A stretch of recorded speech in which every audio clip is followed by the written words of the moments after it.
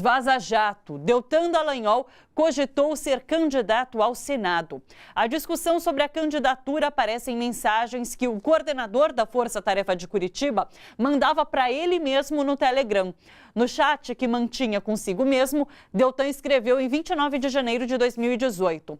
Tenho apenas 37 anos, a terceira tentação de Jesus no deserto foi um atalho para o reinado.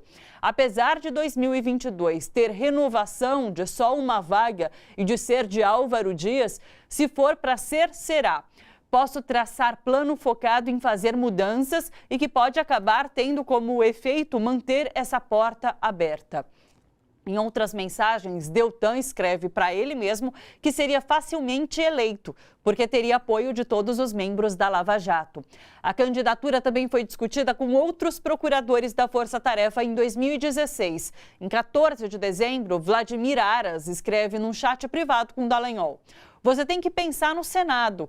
Deltan responde: "Obrigado pelo incentivo, mas vejo muitos poréns."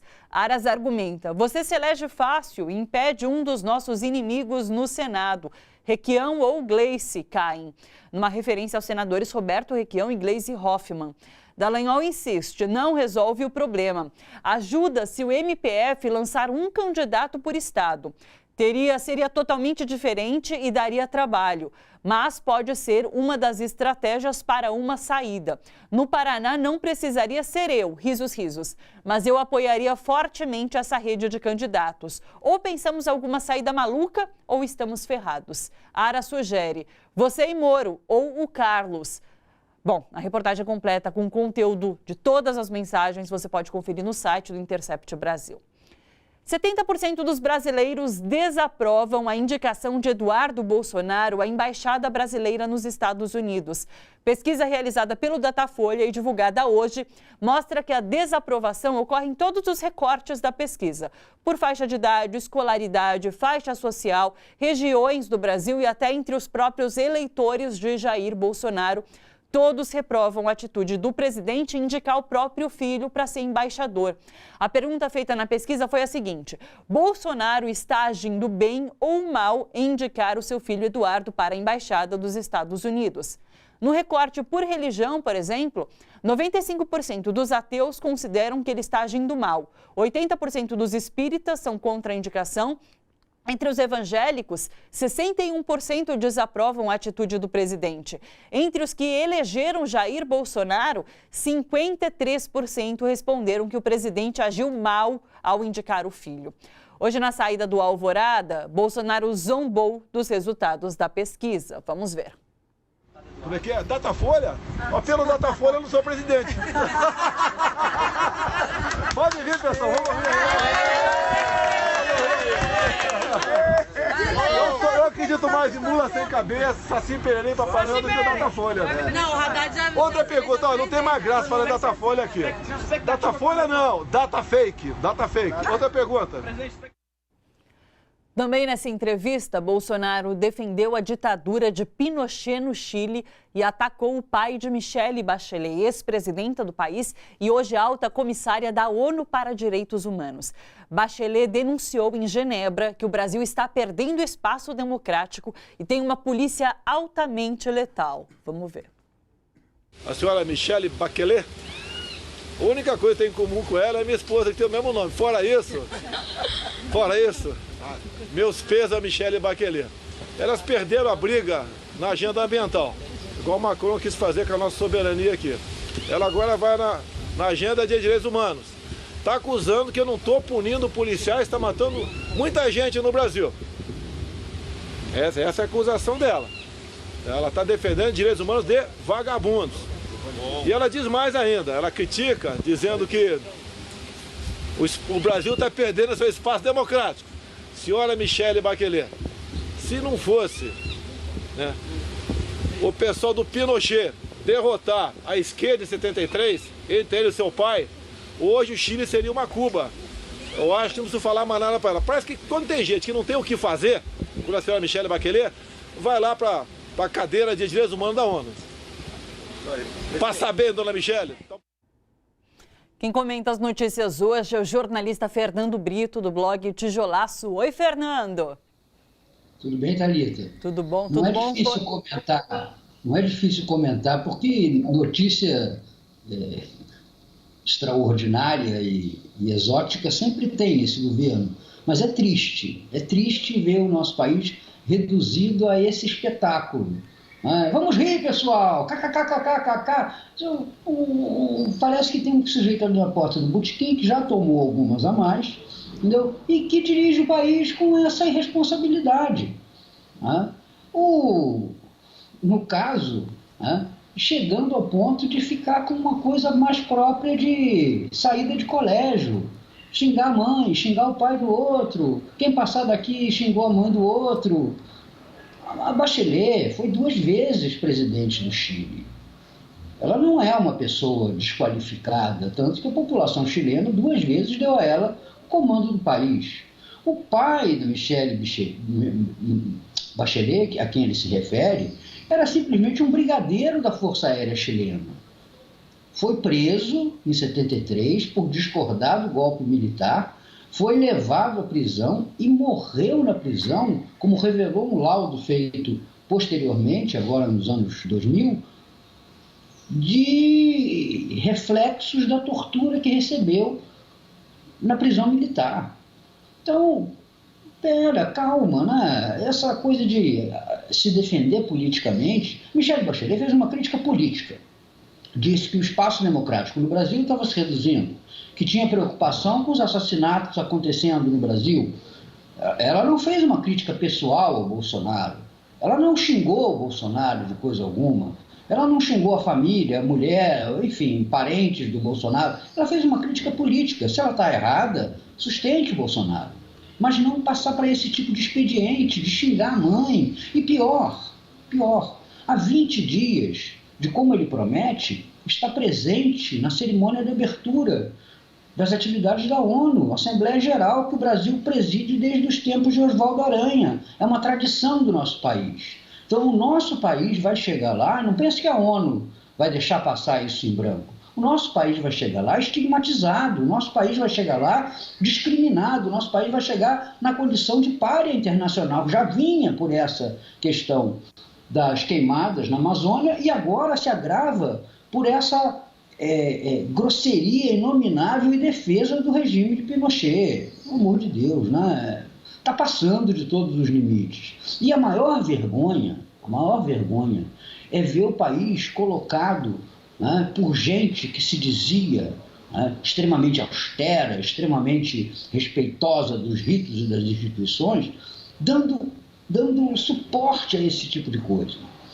O ministro Sérgio Moro hoje saiu rapidamente de uma entrevista, não falou, né, mas já levou outra hoje de manhã, quando o presidente Jair Bolsonaro disse que era uma babaquice essa questão da Polícia Federal ter autonomia.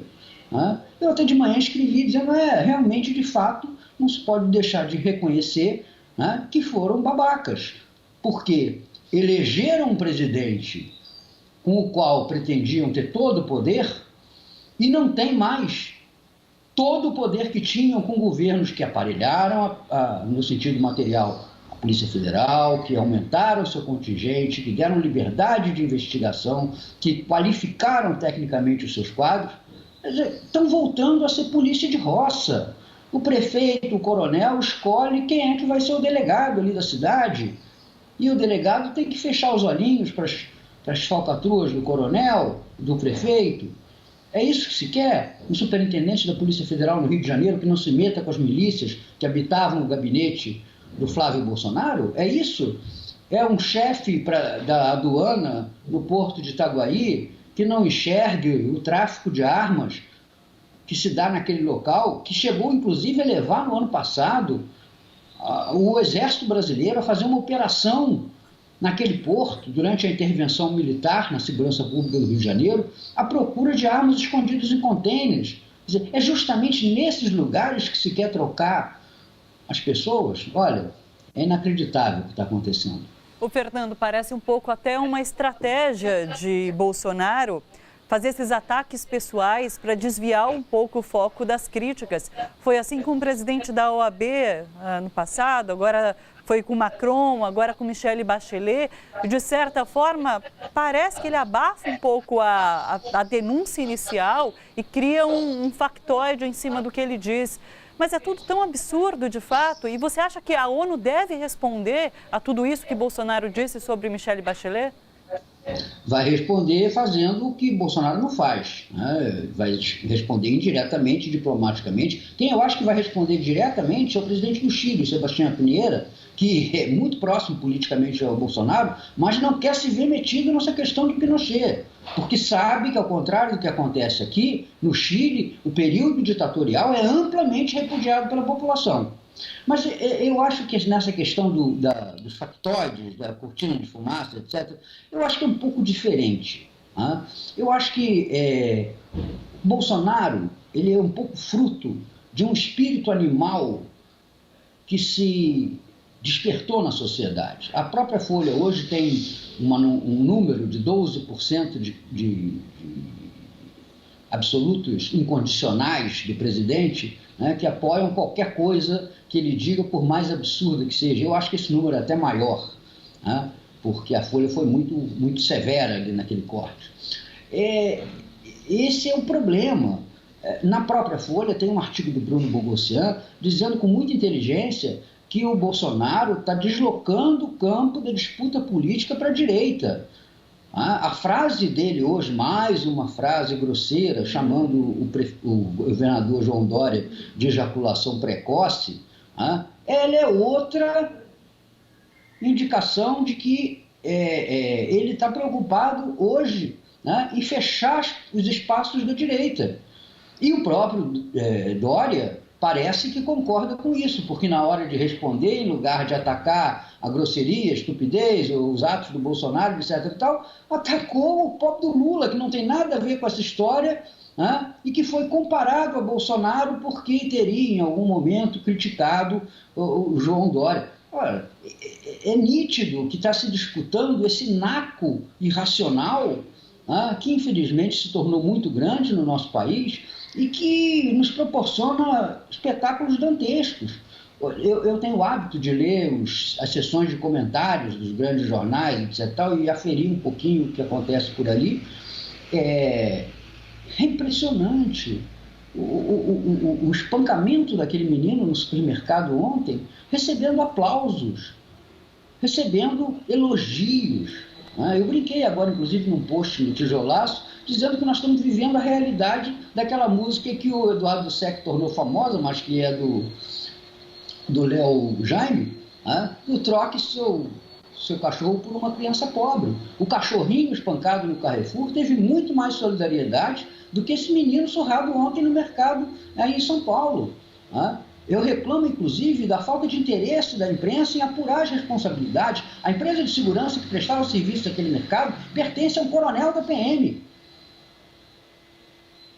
Sim. Ela tem na sua chefia um homem que tem todas as condições de ser responsável. Eu não tenho ainda a confirmação oficial, mas um dos rapazes ali que espancou o garoto é um ex-guarda municipal de Praia Grande. Entendeu? Então é gente que tinha poder público nas mãos. Esse oficial da PM já teve, infelizmente, não sei em que circunstâncias exatas, envolvido num assassinato, por um disparo de metralhadora num garoto que ele estava prendendo, numa mulher que estava próxima de um garoto que ele estava espancando. Então nós não temos nenhum interesse em investigar essas coisas. Aquele garoto não merece o tratamento do cachorro do Carrefour. Fernando, muito obrigada pela participação. É sempre bom te ouvir aqui no Bom para Todos. Obrigado e conte comigo sempre. Um abraço, até mais. Olha só, você que curte a TVT e quer contribuir com a gente para que a nossa programação chegue cada vez mais longe, se inscreva no nosso canal do YouTube /Rede TVT e torne-se membro. Ou então faça a sua contribuição em nosso Catarse. É só acessar catarse.me/TVT. A gente agradece.